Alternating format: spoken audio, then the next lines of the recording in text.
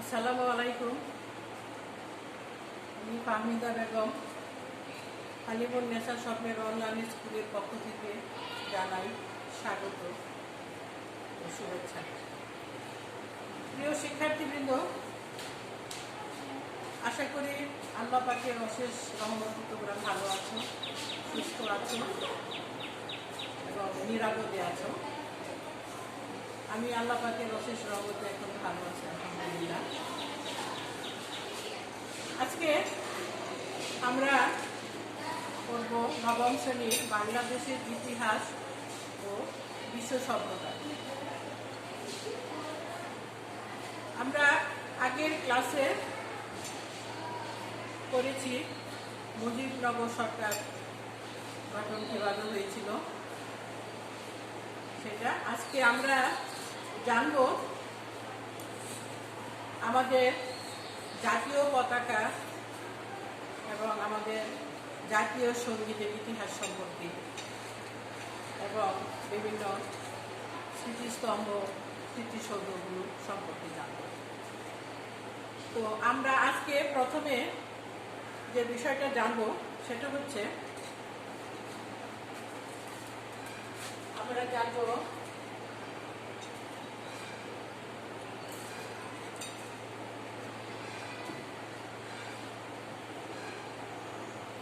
জাতীয় পতাকা ও জাতীয় সঙ্গীত সম্পর্কে 2 নাম্বার।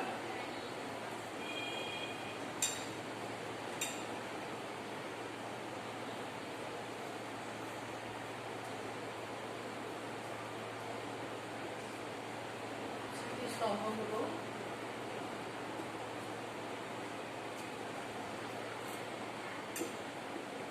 সম্পর্কে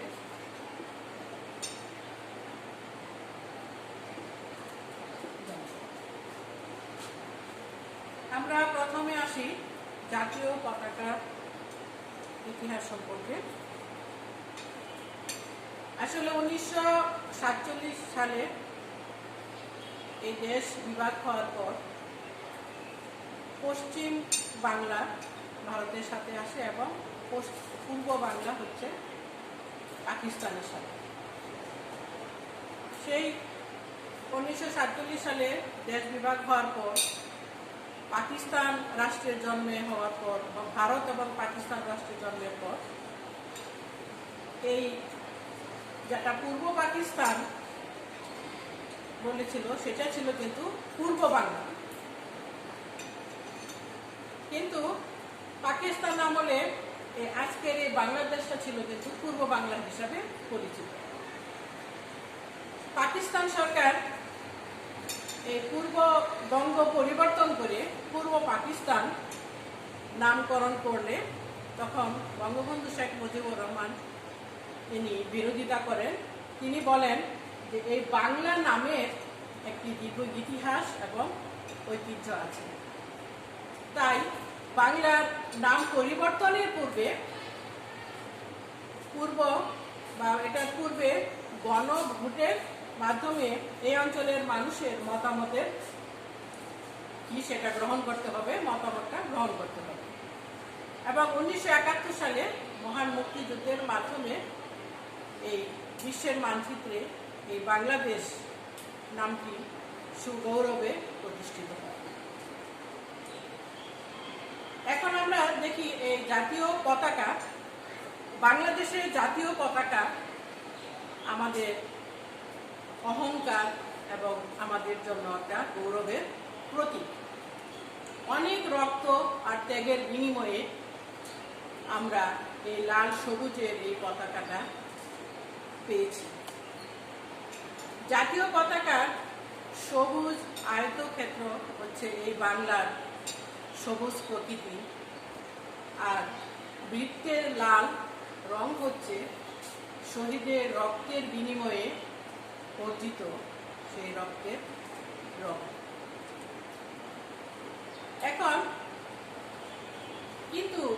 পতাকাটা 1971 সালে মুক্তিযুদ্ধ চলাকালীন সময়ে এই পতাকার লাল বৃত্তে ছিল সোনালী রঙে অঙ্কিত ছিল বাংলাদেশের মানচিত্র। মানচিত্র খচিত পতাকার মাধ্যমে সারা বিশ্বকে জানিয়ে দিয়েছিল বা জানানো হয়েছিল যে এই ভূখণ্ডে, এই মানচিত্র খচিত ভূখণ্ড একটি স্বাধীন বাংলাদেশ রাষ্ট্র প্রতিষ্ঠিত হবে বা প্রতিষ্ঠা করা হবে। মানচিত্র খচিত এই পতাকা আমাদের সংগঠিত করেছিল, আমাদেরকে একত্রিত ও ঐক্যবদ্ধ করেছিল এই পতাকা। ছাত্রলীগ নেতা সিরাজুল আলমের নির্দেশে জাতীয় পতাকা তৈরির নকশা করা হয়। এই পতাকা তৈরির সহযোগী হিসাবে ছিলেন আসম আব্দুর রব, শাহজাহান সিরাজ, হাসানুল হক ইনু, কাজী আরেফ আহমেদ, আরো অনেকে।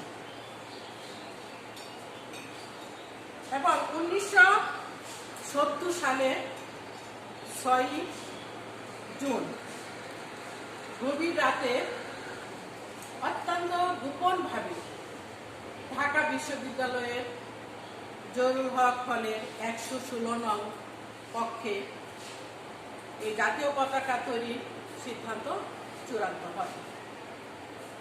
বলাকা বিল্ডিং এর 3য় তলায় পাক ফ্যাশন নামে একটি টেইলার্সে এই জাতীয় পতাকা সেলাই করা হয়।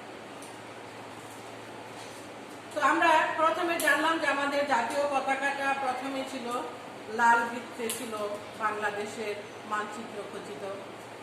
1971 সালে অগ্নিঝরা মার্চে যখন সারা দেশ উত্তাল, তখন ঢাকা বিশ্ববিদ্যালয়ের কলা ভবনের পশ্চিম দিকে গেটে বাংলাদেশের জাতীয় পতাকা মার্চের 2 তারিখে 1971 সালে প্রথমবারের মতো উত্তোলন করেন ছাত্রনেতা আসম আব্দুর রব। এই জন্য বাংলাদেশের আনুষ্ঠানিক স্বাধীনতা ঘোষণার পূর্বে পাকিস্তান রাষ্ট্রকে প্রত্যাখ্যান করার মতো অবস্থা ছিল।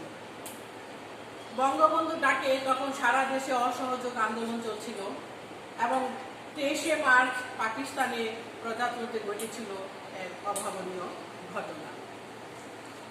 ঢাকা সহ সারা দেশে বিভিন্ন জায়গায় পাকিস্তানের পতাকা পুড়িয়ে ফেলা হয় এবং বহু জ্বালানি, বহু ভবনে তখন আমাদের এই জাতীয় পতাকা উড়ানো হয়। পাকিস্তানের এই পতাকা প্রত্যাখ্যাত পতাকাটা আর কখনো ফিরে আসার সুযোগ হয়নি, পারেনি ফিরে আসতে। 30 লক্ষ শহীদের রক্তের বিনিময়ে এই পতাকা আমরা পেয়েছি, এই স্বাধীন সার্বভৌম রাষ্ট্র আমরা পেয়েছি। স্বাধীনতার পর বঙ্গবন্ধু 1972 সালে পটুয়া কামরুল হাসানকে দায়িত্ব দেন এই জাতীয় পতাকা নকশা চূড়ান্ত করার জন্য। পটুয়া কামরুল হাসান তিনি এই জাতীয় পতাকার বর্তমান রূপ লাভ করে ওনার হাতে। জাতীয় পতাকা, প্রতিটি জাতীয় পতাকা, প্রতিটি দেশের যে জাতীয় পতাকা একটা জাতির জন্য একটা আশা আকাঙ্ক্ষা এবং একটা প্রতীক, আশা আকাঙ্ক্ষার প্রতীক। জাতীয় পতাকার সম্মানের সঙ্গে প্রতিটি রাষ্ট্রের সম্মান অঙ্গাঙ্গিভাবে জড়িত। বাংলাদেশের একজন নাগরিক হিসাবে এই জাতীয় পতাকার সম্মান অক্ষুণ্ণ রাখা প্রতিটি নাগরিকের জন্য একটি পবিত্র দায়িত্ব এবং কর্তব্য। তো আমরা জাতীয় পতাকার ইতিহাস সম্পর্কে জানলাম। এখন আমরা আসি জাতীয় সঙ্গীতের ইতিহাস সম্পর্কে। 1905 সালে এই বাংলাকে বিভক্ত করে লর্ড কার্জন, 1905 সালে লর্ড কার্জন যখন এই বাংলাকে বিভক্ত করেন, সালে এই পরিপ্রেক্ষিতেই বিশ্বকবি রবীন্দ্রনাথ ঠাকুর এই জাতীয় সঙ্গীতটি রচনা করেন।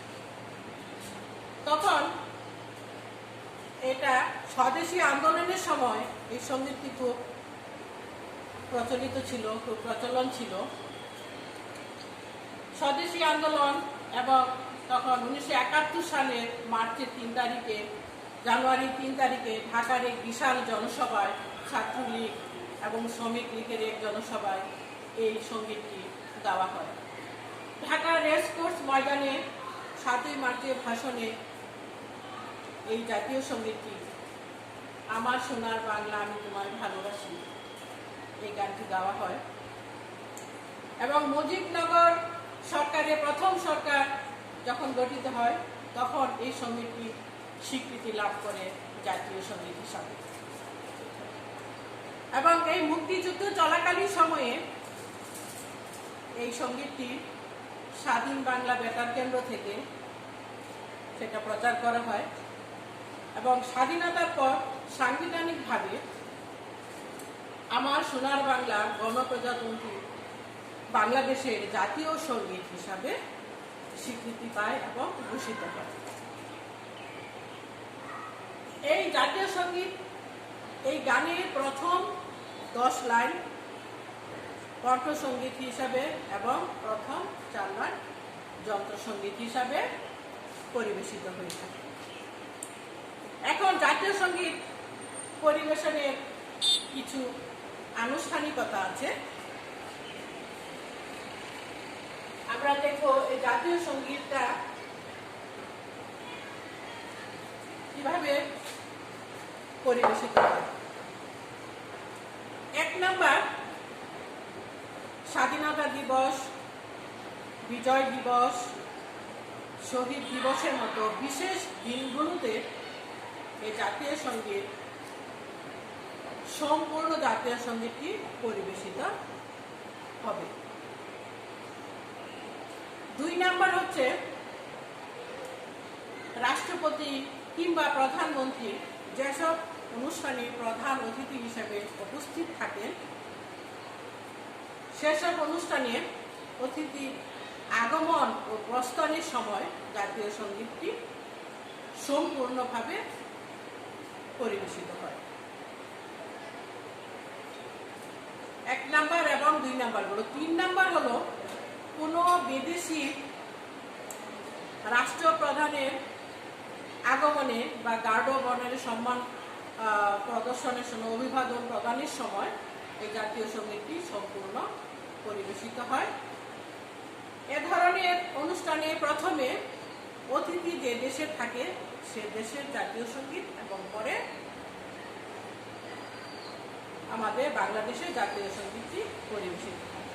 কিন্তু অতিথি যদি সরকার প্রধান থাকে তাহলে প্রথম 4 লাইন জাতীয় সঙ্গীত পরিবেশিত হবে। 4 নাম্বার, বাংলাদেশের বিদেশি দূতাবাসগুলোর সরকারি অনুষ্ঠান যেগুলো হয় বিভিন্ন দূতাবাসে, সেখানে কেবল প্রথম 4 লাইন পরিবেশিত হবে। অনুষ্ঠানে প্রথমে বাংলাদেশের জাতীয় সঙ্গীত এবং পরে সংশ্লিষ্ট দেশের জাতীয় সঙ্গীত পরিবেশিত হবে। 5 নাম্বার, রাষ্ট্রপতি, প্রধানমন্ত্রী ও কূটনৈতিক মিশন আয়োজিত অন্যান্য যে অনুষ্ঠানগুলো আছে সেগুলোর বা বিশেষ অনুষ্ঠান বা জনসভায় অনুমোদিত বিধি মোতাবেক সে অনুযায়ী জাতীয় সঙ্গীত পরিবেশিত হবে। তাহলে আমরা জাতীয় সঙ্গীত সম্পর্কে জানলাম। এখন আমরা আসি যে জাতীয় স্মৃতিস্তম্ভগুলো আছে, এর মধ্যে আমরা আজকে জানি জাতীয় স্মৃতিসৌধ সম্পর্কে। মুক্তিযুদ্ধে লক্ষ লক্ষ নাম না জানা অনেক শহীদের রক্তের বিনিময়ে আমরা পেয়েছি এই দেশ, এবং সেই তাদের স্মৃতির উদ্দেশ্যে নির্মিত হয়েছে জাতীয় স্মৃতিসৌধ। এটি ঢাকা শহর থেকে ৩৫ কিলোমিটার উত্তর পশ্চিমে অবস্থিত, সাভারে অবস্থিত। স্থপতি মইনুল হোসেনের নকশা অনুযায়ী জাতীয় স্মৃতিসৌধ নির্মাণ করা হয়। 7টি জোড়া ত্রিভুজাকার দেয়ালের মাধ্যমে ছোট থেকে বড় হয়ে ধাপে ধাপে সৌধটি ১৫০০-১৫০ ফুট উচ্চতায় গিয়ে পৌঁছেছে এবং 7টি জোড়া ত্রিভুজাকার দেয়ালের মাধ্যমে ছোট থেকে বড় হয়ে ধাপে ধাপে উঠে 150 ফিট উচ্চতায় গিয়ে পৌঁছেছে। সমগ্র স্মৃতিসৌধটা বা সমগ্র স্মৃতিসৌধের প্রাঙ্গণে যে সৌন্দর্য ও গাম্ভীর্য বৃদ্ধির জন্য প্রয়োজন অনুযায়ী বিভিন্ন উপাদানের ব্যবহার করা হয়েছে। স্মৃতিস্তম্ভের যে মূল বেদি সেটাতে যেতে বেশ দীর্ঘ উঁচু নিচু পথ এবং কৃত্রিম লেকের উপরে তৈরি সেতু পার হতে হয়। এই সব কিছুই আসলে আমাদের দীর্ঘ স্বাধীনতা সংগ্রামের যে পথ, যে সেটা আন্দোলন সংগ্রামের একটা প্রতীক হচ্ছে। এই স্মৃতিসৌধে মূল বেদিতে পৌঁছার আগে সেরকম উঁচু নিচু পথ এবং লেকের মধ্যে কৃত্রিম সেতু তৈরি করা, এটা সব কিছুই হচ্ছে যে বিভিন্ন আন্দোলন সংগ্রাম রক্তের বিনিময়ে আমাদের সেই স্বাধীনতাতে আমরা পৌঁছেছি, সেটারই একটা প্রতীক। পাশে রয়েছে গণকবর এবং যাদের অমূল্য জীবনের বিনিময়ে এ দেশ শত্রুমুক্ত হয়েছিল। মূল স্মৃতিসৌধের যে 7 জোড়া ত্রিভুজাকার যে দেয়ালটুকু আছে সেটা মূলত বাঙালির গৌরবময় সংগ্রামের একটি প্রতীক। এই রাজনৈতিক ঘটনাগুলো হলো 1952, 1954, 1956, 1962, 1966, 1969 এবং 1971 সালে মুক্তিযুদ্ধের মাধ্যমে এই পর্যন্ত এই আন্দোলন সংগ্রামের ঘটনার ফলেই পরাধীনতা শৃঙ্খল ভেঙে আমরা স্বাধীন হয়েছি, স্বাধীনতা অর্জন করেছি। আর জাতীয় স্মৃতিসৌধ বারবার আমাদেরকে স্মরণ করিয়ে দেয় সেই সব শহীদদের কথা। 1972 সালে জাতীয় স্মৃতিসৌধের নির্মাণ কাজ শুরু হয় এবং 1972 সালে শুরু হয়, সেটা 1982 সালে 3টি পর্যায়ে তা সম্পন্ন হয়। এই স্মৃতিসৌধ হচ্ছে বাঙালি জাতির অহংকার এবং গৌরবের একটি প্রতীক, মাথা উঁচু করে দাঁড়ানো বাঙালি জাতির জন্য একটা স্মৃতিস্তম্ভ। আমরা আজকে জাতীয় সঙ্গীত, জাতীয় পতাকা এবং স্মৃতিসৌধ সম্পর্কে জানলাম। পরবর্তী ক্লাসে আমরা জানবো আরো বাকি যে স্মৃতিস্তম্ভগুলো আছে সেগুলো সম্পর্কে। প্রিয় শিক্ষার্থী, তোমরা অবশ্যই সিরিয়াসলি পড়াশোনা করবে, কারণ আমাদের এভাবেই হয়তো দীর্ঘ সময় পার হতে হবে। সেই জন্য আমাদেরকে লেখাপড়া বন্ধ রেখে বসে থাকা যাবে না, অবশ্যই সিরিয়াসলি পড়াশোনা করতে হবে। তোমরা অবশ্যই এই ক্লাসগুলো ফলো করবে, দেখবে এবং সময় মতো সুশৃঙ্খলভাবে তোমরা তোমাদের যে প্রাত্যহিক কার্যক্রম সেগুলো চালাবে। তোমাদের সুস্থতা এবং দীর্ঘায়ু কামনা করছি। আল্লাহ হাফেজ।